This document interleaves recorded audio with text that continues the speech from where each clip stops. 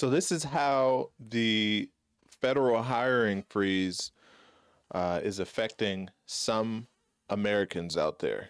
All right, this woman basically loses her job offer, or her job offer is put on hold after this announcement last week. All right, she kind of shares her story. I just wanted to share it and offer some potential guidance to those out there who are kind of going through the same. I know a lot of people have gone through it in the past, and a lot of people are going through it now. And while it is unfortunate, I believe that people, well, as a country, we'll all get through it, right? People will all get through this one way or another. All right, so let's talk about it. It's Ricky Rich with Black Primacy. Please don't forget to like, comment, subscribe, and turn on your notifications. The next item, sir, is a freeze on all federal hiring.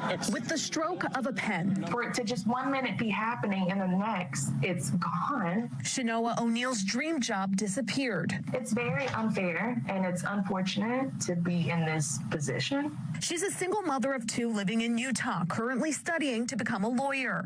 Earlier this month, she applied for a federal work-study position with the Social Security Administration that would allow her to make more cash while she's in school. From what I have been told, or what was communicated to me, was that the SSA is very understaffed right now. Her interviews went so well, she was hired on the spot.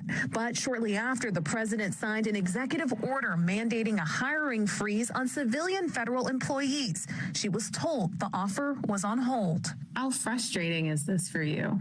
To say I'm disappointed would be a huge understatement, because I feel like I just had the rug pulled from underneath me. According to the president's executive order, the point of this hiring freeze is to reduce the size of the federal government workforce. Some local Democratic lawmakers we've heard from say this order will cause major harm. I am also gravely concerned about what we've seen so far. I see as targeting of federal employees. It should be really clear that these are dedicated, hardworking civil servants. The order also states 3 government agencies, including the Trump administration's newly formed Department of Government Efficiency, will submit a plan to reduce the federal workforce within 90 days. Because of that, O'Neal worries there won't be a position for her when the freeze is over. She plans to find a new way to support her family. To put a voice and a face to this story and be able to show people this is how it's impacting people in such a negative way. It's not simply about, hey, we need to make the government smaller, or we need to, stop putting money here and there and whatever. This is affecting a real person who has real bills. Jessica Albert, News 4. Yeah, that's messed up. I don't understand, and I've never really understood how hiring freezes. Like, I don't understand the concept of. I do understand, stopping the, like, no more stopping accepting applications or doing interviews. I don't really understand how or why it is important to rescind the offers that are already out there. Right? I get it if I get it on some level when there's layoffs, right? But in this particular situation, they're still analyzing and trying to figure out ways to reduce the workforce. Does that mean, like, I guess my confusion is because it's not really clear as to what they're trying to do. But I can't wrap my head around why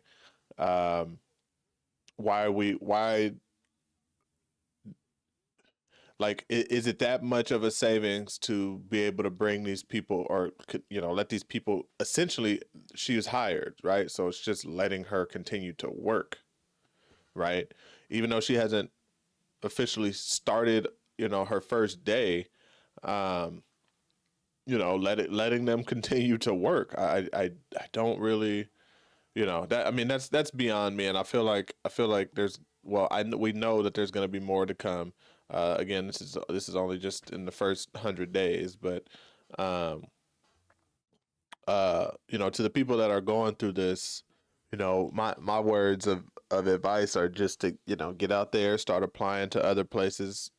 Obviously, I mean, that should go without being said, but, um, waiting around for this to work or not work out, would not be the best solution. Whether it's good or bad, even if you have, you know, some sort of idea that it's going to work out in your favor, still get out, put in those applications, um, do the groundwork, and to be honest with you, you never know. You might actually come up on an opportunity that's better than the one that's being held on you.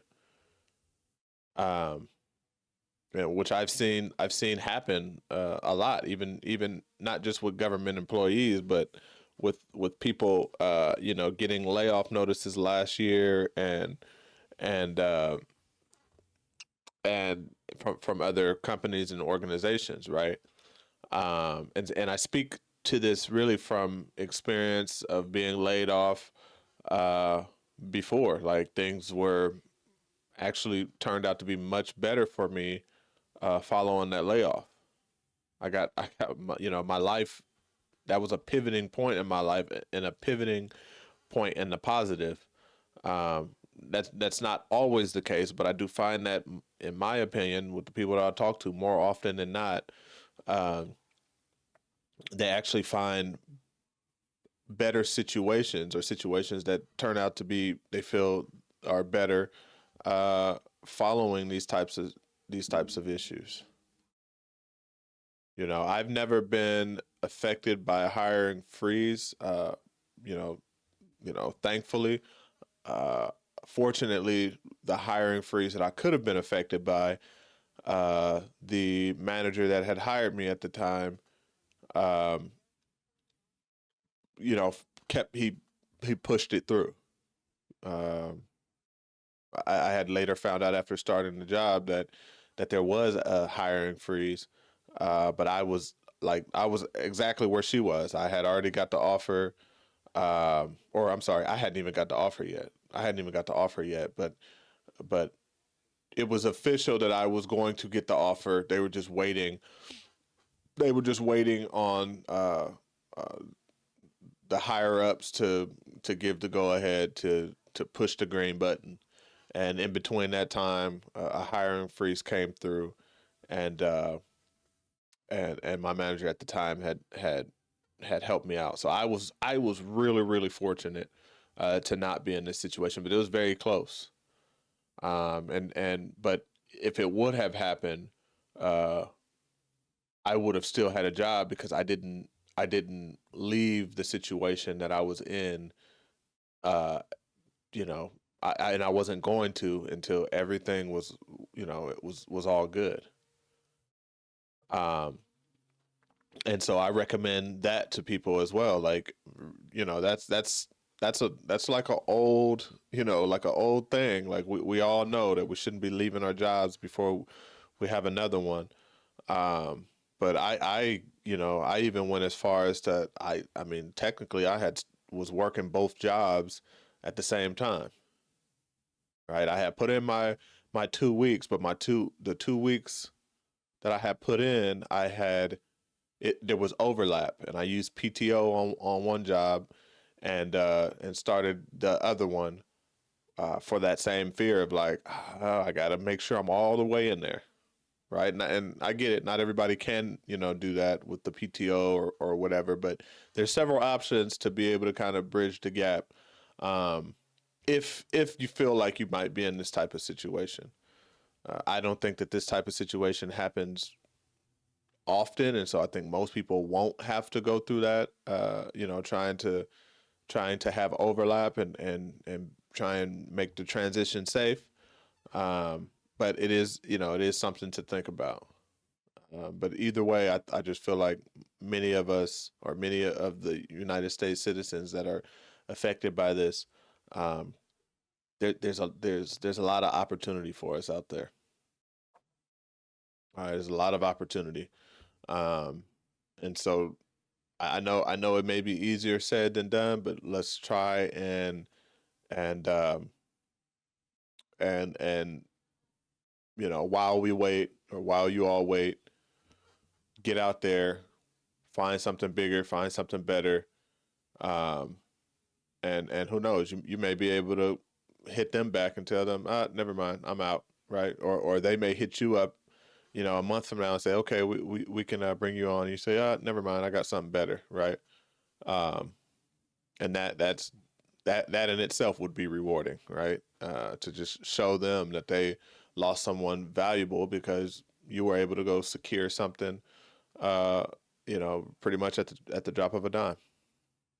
So my thoughts and prayers are to those affected by this. First 100 days is it's going to be interesting. It's going to be interesting, and then the remaining of the term and the years to come, even following this presidency, will be interesting. Right, we'll see how this economy holds up with all of these big, massive changes and moves. But yeah, y'all let me know what y'all think either way. All right, it's Ricky Rich with Black Primacy. Please don't forget to like, comment, subscribe, and turn on your notifications.